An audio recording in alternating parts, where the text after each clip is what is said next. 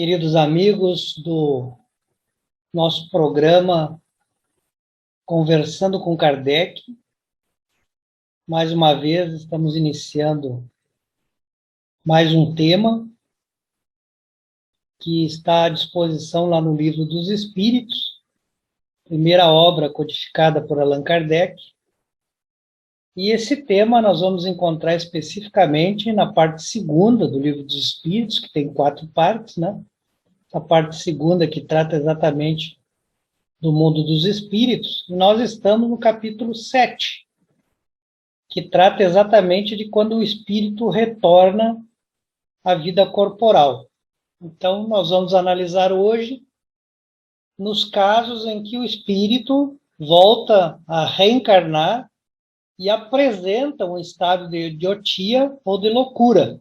Esse é o objeto do nosso exame de hoje. E nós vamos começar lá na questão 371 do Livro dos Espíritos.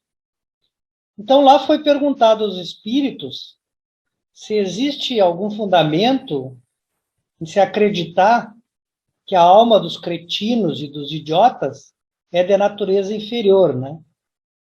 E aqui ele está falando dos cretinos no sentido da patologia, que na época era chamada como hoje nós entendemos aquelas pessoas que têm uma deficiência mental, né?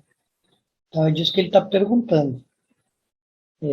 Se a pessoa encarnada que nós percebemos com essa deficiência intelectual, se a alma dela é de natureza inferior. E a resposta é que não, né? As pessoas que reencarnam sofrendo dessa limitação intelectual, né, que são deficientes mentais, como a gente normalmente diz, elas muitas vezes são mais inteligentes, o espírito que ali está habitando aquele corpo é muitas vezes mais inteligente do que a gente está imaginando. O que eles estão é sofrendo uma insuficiência dos meios, ou seja, o corpo físico é insuficiente, a sua organização física é insuficiente para que ele possa se comunicar conosco, demonstrando a sua capacidade intelectual. Mas, com certeza, eles não são, ou não apresentam essa deficiência mental quando estão libertos do corpo físico, né? Então, mesmo às vezes, durante o sono, eles vão ter uma condição de se expressar de forma muito melhor. Então, eles comparam aqui essa deficiência intelectual do idiota, daquela pessoa que sofre do idiotismo, eles comparam, por exemplo, o mudo. O mudo também não tem uma deficiência que é somente do órgão que produz a fala. Tanto é que a deficiência está tão restrita só ao órgão que produz a fala que muitos mudos aprendem a se comunicar por outra língua, que é a língua dos sinais. Então não existe impossibilidade dele se comunicar por qualquer outro problema que não seja o órgão que produz a fala. Mesma coisa quando nós pensamos na deficiência mental. Então, os perguntadores aí dirigiram essa outra pergunta, mas qual o objetivo que a providência divina tem quando cria essas encarnações em que a pessoa vai se apresentar como um cretino ou como idiota? E daí a resposta que os espíritos nos explicam, por que a providência divina permite isso, é que os espíritos que habitam os corpos que têm essa deficiência física, na mente, no cérebro, eles estão vivendo uma punição, né? Então, eles estão sofrendo naquela condição, evidentemente, porque eles têm um constrangimento, né, das suas possibilidades, e aí se torna impossível que eles se manifestem, e isso ocorre exatamente por causa que os órgãos que seriam responsáveis por essa manifestação da intelectualidade não foram desenvolvidos ou estão, de alguma forma, desmantelados, mal organizados. Então, essa impossibilidade daquele espírito se manifestar, porque o seu corpo tem uma deficiência mental, ela representa um sofrimento. Então, portanto, nós podemos imaginar que esses espíritos estão vivendo uma punição. Ou, num termo mais, assim, mais adequado, eles estão sofrendo a consequência de uma realização, de uma vivência que é anterior a essa encarnação. Então, dessa pergunta se desprendeu outra que diz: não há, pois, fundamento para dizer-se que os órgãos nada influem sobre as faculdades. Então, aí os espíritos nos dizem que eles nunca nos disseram que os órgãos não têm influência sobre as faculdades. Se a gente lembrar a nossa aula anterior, lá dizia que o órgão pode impedir a liberdade do espírito demonstrar toda a sua faculdade. Então, o órgão físico, ele é um limitador. Mas ele vai influenciar se ele limitar. Então, a faculdade está no espírito. Essa faculdade pode ou não se manifestar da melhor forma, conforme o órgão que ela tenha disponível para essa manifestação. Então, concluem eles. Tena muito grande sobre os órgãos, né? Tem uma influência muito grande sobre a manifestação da faculdade. Mas o órgão físico não é a origem da faculdade. E é isso que a gente viu na aula passada. Aí que está a diferença. Então, para nós entendermos, eles comparam aqui o espírito, né, de um músico, e o músico é excelente. Quando nós damos um instrumento defeituoso, ele não vai produzir boa música. Mas ele continua sendo um bom músico. O corpo é mais ou menos assim. Um espírito com um grande desenvolvimento intelectual pode não conseguir se manifestar com esta faculdade porque o seu corpo, talvez provavelmente o seu cérebro, não consegue produzir essa manifestação adequada de toda a sua inteligência. E aí no comentário, os espíritos, o Kardec vai nos fazer referência que a gente precisa distinguir o estado normal do estado patológico. O que é o estado patológico? O estado patológico é aquele estado em que o corpo está doente, né? Que é o que nós temos aqui na idiotia. Nós temos exatamente isso. Então, no estado normal, o ser moral, o espírito, ele vence os obstáculos que a matéria lhe opõe. Há, porém, casos em que a matéria oferece uma resistência tão grande que essa manifestação do espírito ela não consegue se realizar, né? E é isso que acontece no idiotismo e na loucura. É um estado patológico. É um estado em que o corpo, nós vamos dizer que o corpo está doente. Para nós entendermos talvez melhor, o corpo está desorganizado para a manifestação. Então, esse é um caso patológico. Então, não gozando, quando o corpo está doente, de toda essa liberdade, ele não consegue se manifestar. E ele não consegue realmente colocar na sua vida toda a inteligência que ele possui. E aí, mesmo as nossas leis, né, que regem a nossa vida social aqui no Brasil, né, ele isenta, né, o idiota a pessoa que está em estado de loucura, muitas vezes ele isenta da responsabilidade. Ao invés da pessoa ser condenada por algum ato criminoso que praticou, ela não vai para uma prisão comum, mas ela vai sim para uma instituição que lhe dê o tratamento necessário. Na questão seguinte, é perguntado qual a existência, qual o mérito de uma existência, né? De você ter uma existência como cretino ou idiota. Já que se você não tem o livre-arbítrio, né, da escolha, porque você não tem essa capacidade de escolha plena, né? Então, provavelmente você não vai conseguir progredir. E a resposta confirma, não vai conseguir progredir, é um estacionamento temporário. Mas ocorre que qual o mérito de se ter uma existência dessa? É uma expiação. Né? Você cometeu um abuso, você usou mal sua faculdade intelectual, e aí, por usar mal suas faculdades, você vem com a consequência desse mau uso, que acaba se revelando uma expiação. O que é uma expiação? Uma experiência de aprendizagem que vai fazer você perceber da importância de você bem usar as suas capacidades intelectuais. E aí se desprende, então, uma outra questão, né, que pergunta se pode, assim, o corpo de um idiota conter um espírito que numa encarnação anterior foi um homem de gênio, um homem muito inteligente. E eles dizem que sim, né? Nesse caso, se fosse essa a questão, esse homem de gênio, por usar mal a sua capacidade intelectiva, ele acabou transformando aquilo numa punição, porque ele abusou dessa capacidade intelectiva. Então, vai existir esse caso, em que o idiota vem com essa dificuldade, com essa deficiência, com essa limitação de se expressar toda a sua intelectualidade, porque quando ele pôde expressar, ele usou isso de forma inadequada, muito provavelmente prejudicando outras pessoas. Tá? Então, aqui a importância da gente bem usar a nossa inteligência para o bem. E aí, nos comentários, Kardec vai nos dizer que muitas vezes os nossos dois campos que a gente tem que evoluir, que é no campo intelectual e moral, nem sempre eles evoluem da mesma forma. Né? Então, muitas vezes, o gênio ele tem uma grande superioridade intelectual, mas moralmente ele não se desenvolve. Se ele não se desenvolve moralmente, ele vai usar a intelectualidade para o mal.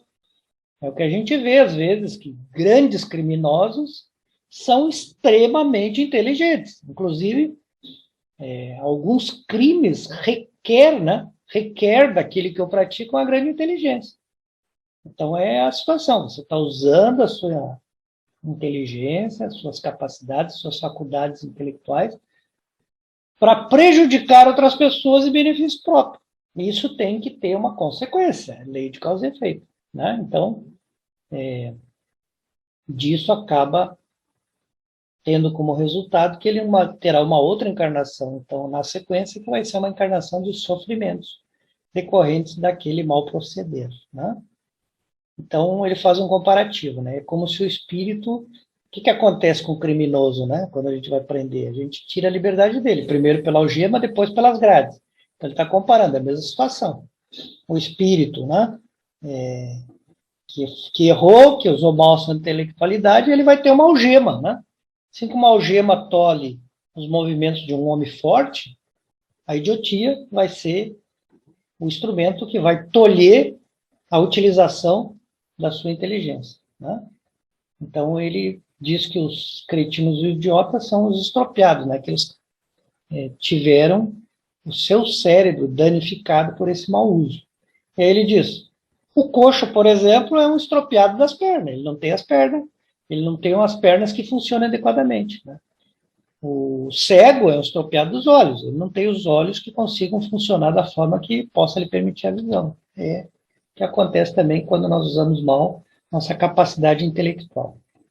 Na questão 374, a pergunta que vai ser colocada para os espíritos é se o idiota, quando ele está livre, ou seja, quando ele está liberto do corpo físico, né, se ele tem consciência dessa situação que ele está vivenciando. E eles dizem que frequentemente tem. Né?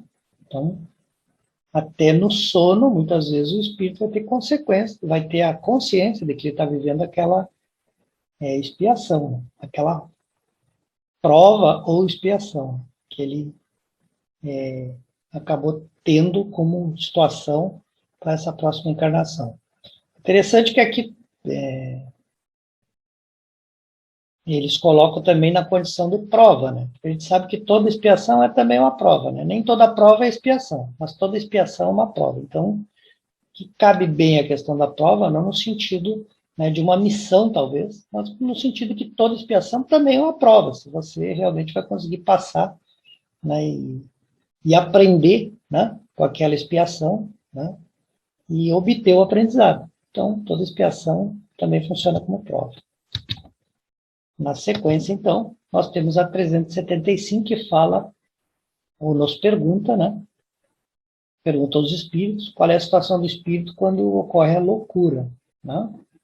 Então ele diz, quando o espírito está na situação de liberdade, ou seja, quando ele não está preso ao corpo físico, ele recebe as impressões, né, do ambiente que ele está, e ele exerce essa sua ação sobre a matéria diretamente. Né? Então, mesmo quando ele está encarnado num corpo perfeito, que ele também está num certo grau de liberdade, ele vai conseguir essa ação sobre a matéria, né, a matéria, que aqui nós podemos estar falando da matéria do mundo físico ou da matéria do mundo espiritual, que é o fluido cósmico universal. Mas quando ele está encarnado, a situação é totalmente diferente, né? Porque daí ele vai depender de qual corpo que ele está encarnado, né? Então, aí, para determinadas ações, ele precisa que o órgão específico, especial, esteja também em condição de realizar aquela ação. E se esse órgão, o conjunto de órgãos,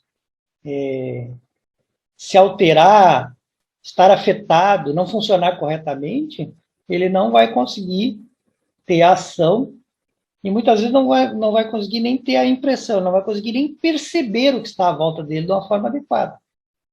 Então, ele não vai perceber muitas vezes o que está em volta dele da forma adequada e ele não vai conseguir tomar uma ação adequada porque os seus órgãos físicos, órgãos esses que compõem o seu corpo físico, estão, vamos dizer assim, prejudicados, não estão funcionando corretamente.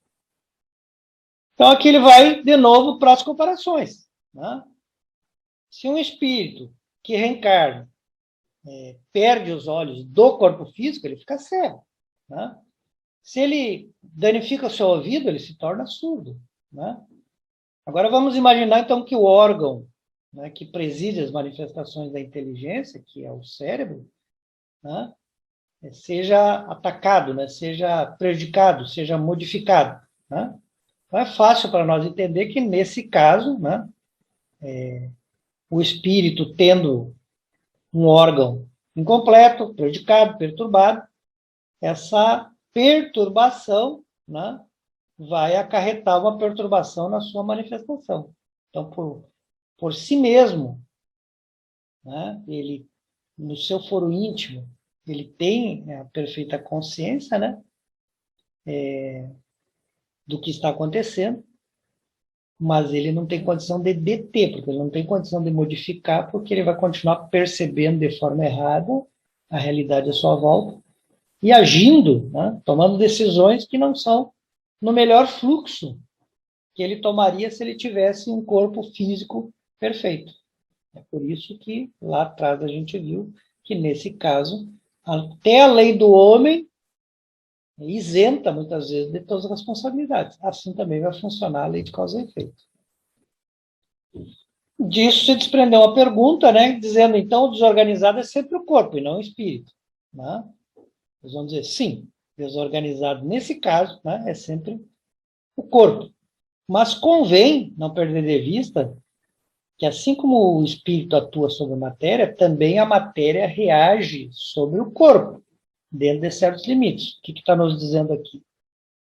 Que às vezes o corpo fica doente de uma tal forma que isso afeta o espírito, né? Então, por exemplo, uma pessoa que fica muito tempo numa prostração, num leito de cama, de hospital, não tem como isso não afetar o espírito. Porque o sofrimento afeta o espírito, né? Pode afetar de uma forma correta, adequada, e pode afetar negativamente, né? Fazendo com que ele, por exemplo, entre num estado de depressão. Né? Então, é isso que eles estão nos dizendo. Então, sim, sempre o afetado é o corpo e não o espírito. Mas se eu vivo num corpo que está afetado, isso alguma coisa vai afetar sobre o espírito, né? Porque essa vivência, ela vai se transmitir ao perispírito, que vai transmitir isso para o espírito, aquele sofrimento todo, né? Então, a gente não pode também desconsiderar que o perispírito leva a informação do espírito para o corpo, mas também traz do corpo para o espírito, né? Então, pode acontecer que o espírito se impressione, né, temporariamente com essa alteração dos órgãos, né? Então, ele vai receber essas impressões que esse corpo físico está tendo da desorganização dele, e isso pode afetar o espírito, ainda que temporariamente. Né? Então, durante longo tempo, por exemplo, a loucura, né, a repetição dos mesmos atos, acaba que isso exerce uma influência sobre o espírito, porque é muito tempo fazendo aquela repetição dos atos de loucura, é muito tempo vivendo aquela desorganização mental. Né? E aí vai ser necessário, de algum tempo, né? Vai ser necessário que transcorra algum tempo para que o espírito volte a gozar de uma situação totalmente normal, né? Que ele volte à normalidade dele, ou seja, ele tem que ser desligado de todas essas impressões materiais que o afetaram por um longo período. Na questão 376, né, eles fazem a pergunta por que a loucura muitas vezes leva o homem ao suicídio. E é pelo sofrimento, né? O espírito, ou seja, não pelo sofrimento em si, né? Mas porque o espírito não consegue enfrentar aquele sofrimento da forma adequada. E aí tenta fugir ao sofrimento. A mesma razão que uma pessoa normal procura o suicídio. Não é diferente quando ele está vivenciando a loucura. É uma fuga daquela provação, daquela expiação. Então, responde os espíritos. O espírito sofre pelo constrangimento em que se acha, né, do estado de loucura, né, pela essa impossibilidade de se manifestar livremente. E é por isso que ele quer fugir dos grilhões, né, das amarras, né, quer fugir das algemas, né, que há pouco nós falamos, quer fugir da expiação. Daí busca, por uma infelicidade muito grande, o suicídio, porque a gente sabe que isso vai o levar a uma situação muito pior do que a que ele estava anteriormente, porque ele não vai evitar de passar de novo pelo que ele está passando, e ele ainda vai ter que arcar com as consequências desse que é o maior crime perante a lei de Deus, que é o suicídio, né? Que é nós exterminarmos a vida que nos foi dada por Deus. E na próxima questão, a pergunta é se o espírito, então, do alienado, do louco, né, ele vai se ressentir, ele vai ficar com sequelas, né, desse desarranjo das suas faculdades, já que essas faculdades receberam impressão do sofrimento que o corpo está transmitindo a ele, né? Então, ele diz que pode, durante algum tempo após a morte, o espírito pode se ressentir, porque ele precisa de um tempo para se desligar completamente dessa matéria. E eles fazem um comparativo, né? Nós também, quando acordamos, a gente não fica nas primeiras horas da manhã meio que sonolento, perturbado, até que depois passa, né? Depois a gente volta à vigília total. Mas assim como acontece com o nosso despertar do sono, também vai acontecer com o despertar do espírito que passou pelo estado de loucura. Na próxima questão, a pergunta é que de modo a alteração do cérebro vai reagir sobre o espírito depois da morte. Né? E aí os espíritos vão dizer, é uma recordação, né? É um peso, né, que oprime, que vamos dizer assim, que é um peso que se faz sobre o espírito, né? Então, como foi um período em que ele não compreendeu por tudo que ele passou, né? Esse período da loucura, ele vai precisar de um tempo, né? Até ele se recompor totalmente. Então, depois da morte, esse período em que ele viveu a loucura vai ter alguma repercussão, né? Porque tem um período todo ali que ele não compreendeu como é que tudo funcionou. E isso vai ser necessário um tempo para que ele possa voltar à normalidade. Então, uma explicação que vai ser feita depois é que quanto mais dura a loucura, mais tempo vai o espírito, depois de desencarnado, ficar perturbado, né? Constrangido por esse sofrimento. Como acontece um sofrimento normal conosco, aqui quando a gente está encarnado, logo que acontece, a gente tem um período ali de refazimento, né? Terminou o sofrimento, a gente não está bem, a gente precisa se refazer daquilo tudo. Então, por um período, o espírito vai ser ressentido desses laços que ele tinha, os laços materiais com aquele corpo doente. Então, dessa forma, nós encerramos o estudo desse tema, que é o idiotismo e a loucura, concluindo, né, que o que ocorre nesses casos não é que o espírito ele não disponha das faculdades intelectuais, mas sim é que o corpo, danificado, na maior parte das vezes, pelo seu próprio proceder ao utilizar mal a sua faculdade intelectual, se desarranja e esses órgãos, então, em estado de patologia, de doença, não permite ao espírito se manifestar livremente sobre a terra. E isso, para ele, é uma expiação, Ou seja, uma oportunidade dele aprender que toda aquela capacidade intelectual que ele dispõe deve estar a serviço das leis de Deus. E nunca pode estar no sentido oposto de realizar ações, condutas que venham a prejudicar as outras pessoas. Assim, após essa experiência, né, que certamente não será a melhor, uma experiência, vamos dizer assim, boa, será uma experiência de sofrimento, ele vai então conseguir entender que as consequências do mau uso dessa faculdade que ele já tem desenvolvido são consequências que certamente não lhe dão o bem-estar que ele está procurando, e ele vai então ter a possibilidade de mudar sua conduta nas próximas encarnações. Nós agradecemos a todos os amigos que estiveram conosco aí e que vão estar conosco escutando esse vídeo, desejando que Jesus ampare a todos nós e nos dê condições de nós continuarmos vivenciando o estudo dessa obra importantíssima que é o Livro dos Espíritos.